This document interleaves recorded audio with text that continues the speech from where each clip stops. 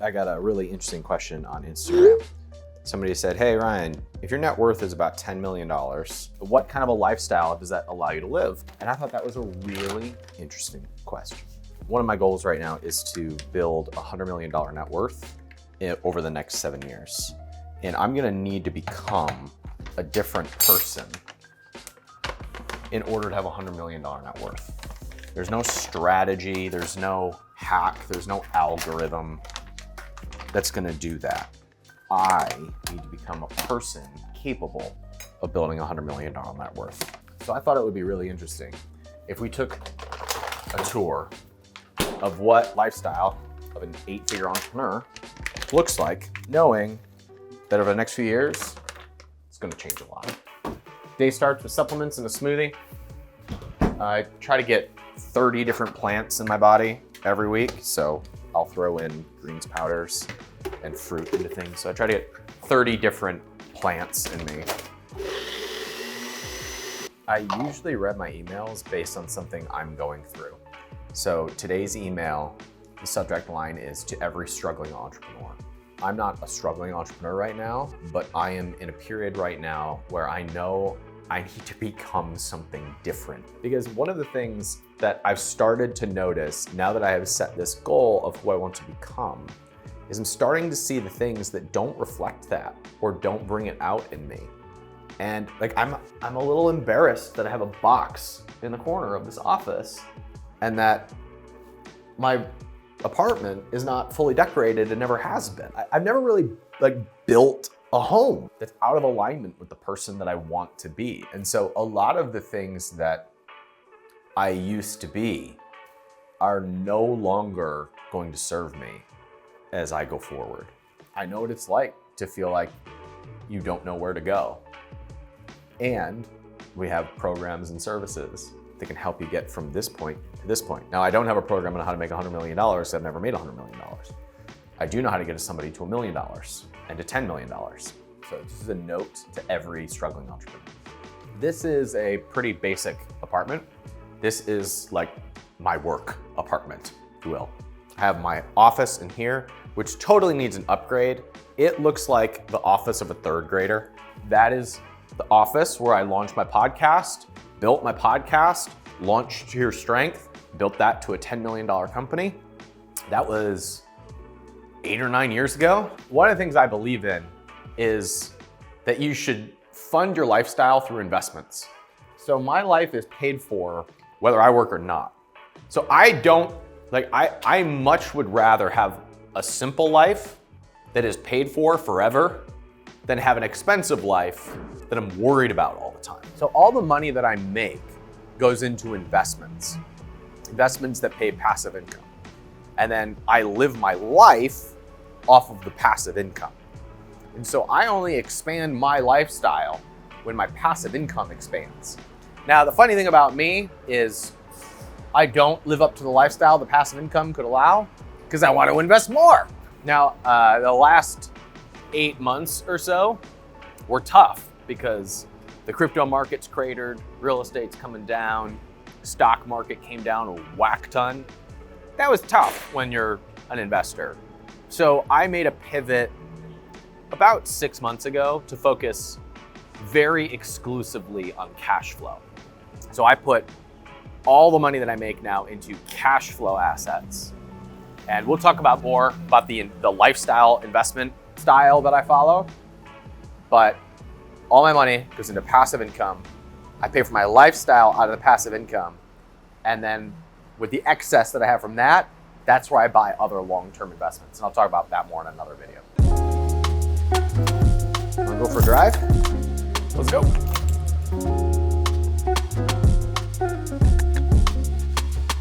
This is a Tesla P100D. So I love this car, and I should explain to you how I bought this car because I waited until I sold my company to buy this car. I was just gonna pay cash for it. At the time, you get a car loan for like 1.99% interest. That's nuts. Now, I hate debt. I don't carry any debt except I do have a mortgage on a house. So I don't like debt. I don't like obligations. But if you can get free money 1.9, that's less than inflation, a lot less than inflation now. Then you can take all that money and invest it, let it grow, and still have the car. So that's what I did. I'm in a period of my life right now where you may have noticed this in like my energy in this video or the way I'm talking is I've been humbled the last year. I was humbled by my investment portfolio. I was humbled by family challenges. I was humbled by business projects not working out. I was humbled. There were periods in my career where I got too high on my own supply. I thought I was hot shit, which actually that's not true. It wasn't that I thought I was hot shit. It was that I knew I wasn't hot shit. And so I tried to mask that with followers or looking smart or short-term business projects or a new distraction. It's all a mask. Like that's a scam. And so when that shit doesn't work out, you get really humbled.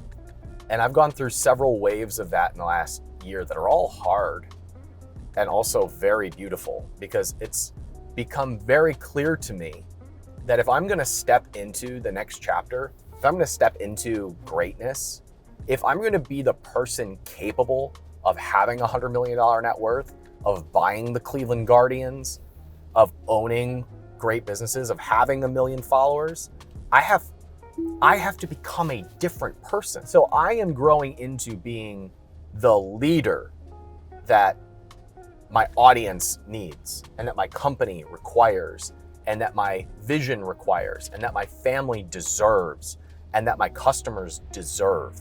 I'm not there yet, right? That's the growth process. And when I'm there, I'll have everything I want. That's alignment. That is being congruent with what you want. One of the things that's really important to me, like freedom to me is living on purpose, is consciously choosing what kind of life you're building and building it. And one of the things that's important to me is that my kids are in private school. So there's a private school right here that my son goes to. He just started there. And that's really important to me so that their mom has a break, so that they're learning through a custom style of education. We send them to a very special school. And it's honestly one of the most expensive things in my life. My kids in school is a house payment. It's ridiculous. So that's one of the lifestyle things that most people don't see, in a YouTube video. When you're looking at how does a wealthy person live, you can see the house and the car, which don't matter to me that much. But my kids in the school that I want them to go to, that means a ton to me.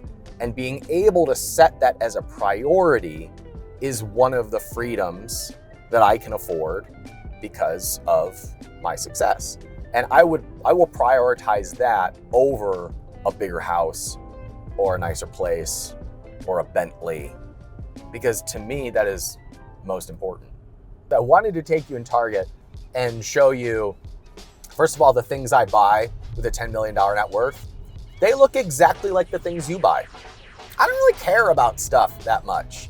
I want to invest for passive income and I want to build great businesses and I want to become a bigger, more abundant person. I also wanted to show you some of the brands that are in Target that came from the capitalism.com community. But since Target was closed, we're going to run over to Whole Foods and we're going to show you some of the brands that came from capitalism.com that are now in Whole Foods and in retail stores all over the country. This is a cool story. This didn't come from our company, but Ancient Nutrition, started by Dr. Axe, who was a blogger and a podcaster, built an audience and then launched that brand, and it was valued at over $100 million.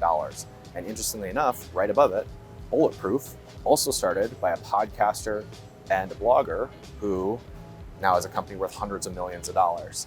Like, if you have the audience and you launch products to it, you can do whatever you want. That's the play.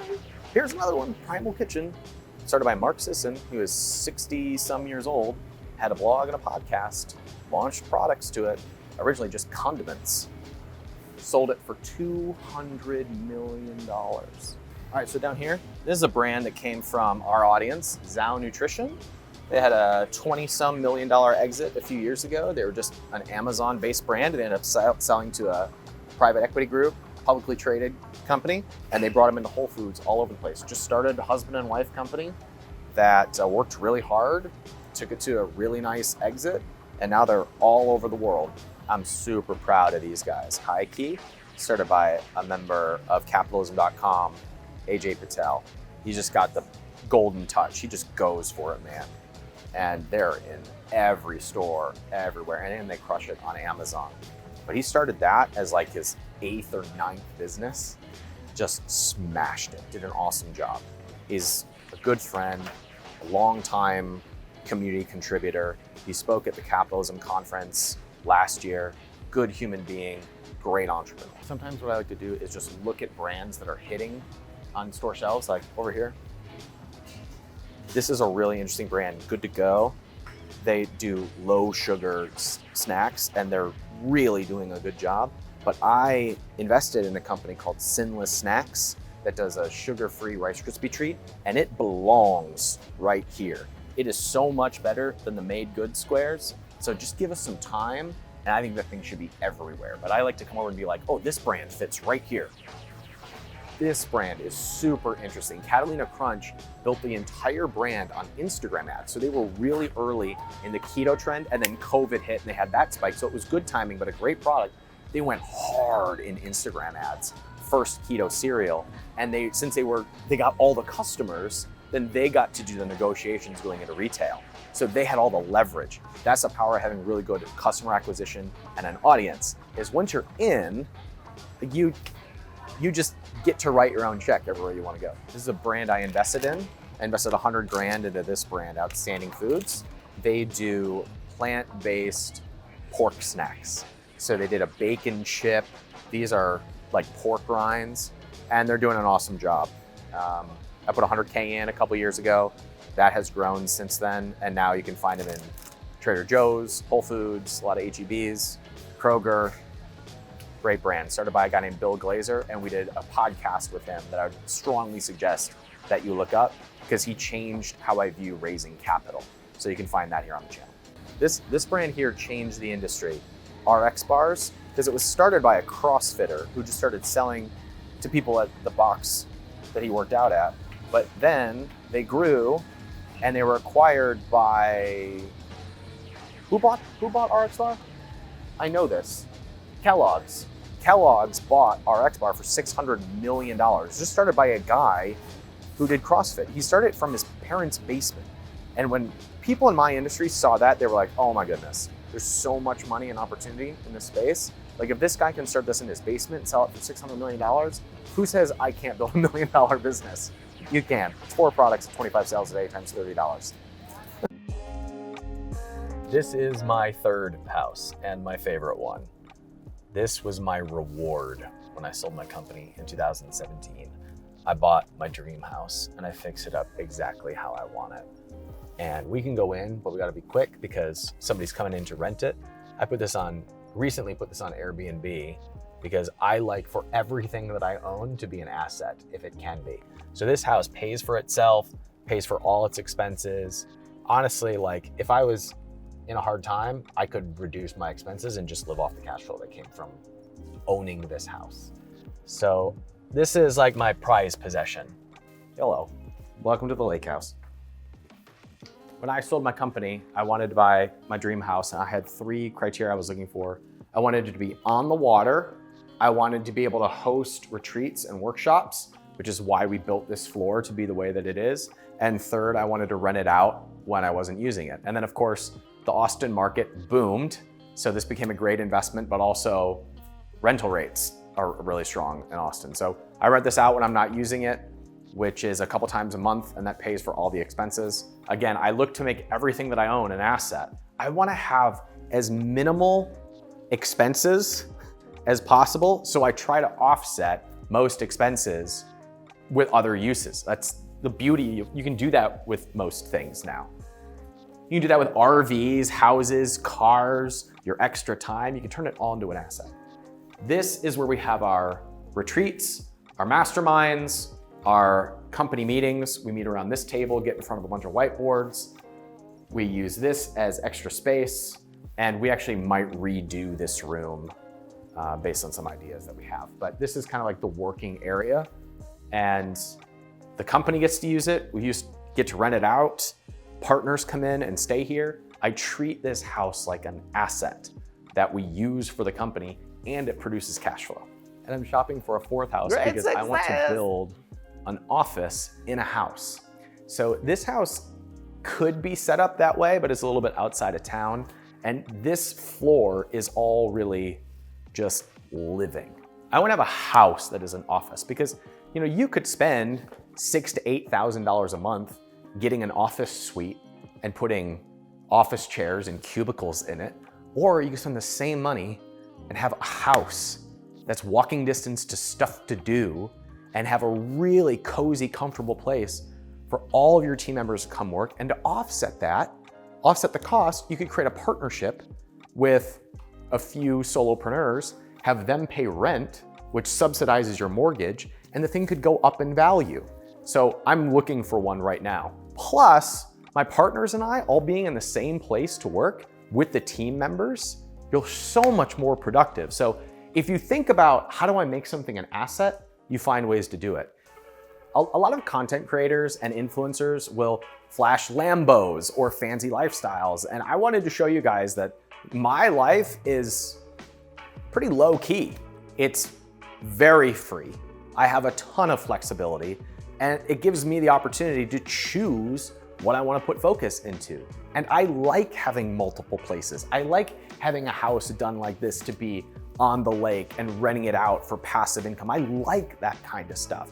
I want to be freed up to build my businesses. Now I am entering into a period in which I'm ready to grow into a much bigger empire builder. And I have the freedom to be able to go through that process. My lifestyle is not crazy expensive, and again, is offset by assets like this. So where does the rest of the money go? The rest of the money goes into investing. It goes into feeding the machine. And remember, I live off the passive income that comes from my life. In fact, tonight I'm going to dinner with a good friend of mine and a mentor of mine. That is probably the most expensive line item in my life. Is I go to a lot of really nice dinners with people that I care about, and I build relationships over meals and coffee. That's maybe my biggest expense. And guess what? I think about even that as an asset, because it's a deposit into a relationship and a deposit into my mindset of growing as a person. If you think about things in terms of ROI, you'll know all the best places to put time, energy, and money. All right, so where does the rest of the money go? If the most expensive thing in my life is meals and coffee or wine, the rest of the money is where? Well, yes, my kids are in private school. Yes, I have multiple places, but I offset a lot of that with assets, with passive income. The rest of my money goes into investments, and it's feeding the machine so that I can build up more passive income for me to live off of. So if you subscribe to the channel, the next video that we're gonna do is the lifestyle freedom formula. It's gonna be exactly how I invest and the formula I've put together to where you can feed the machine, it produces passive income so that you can live an actual free life. Hope you enjoyed the video. Let me know what you thought in the comments.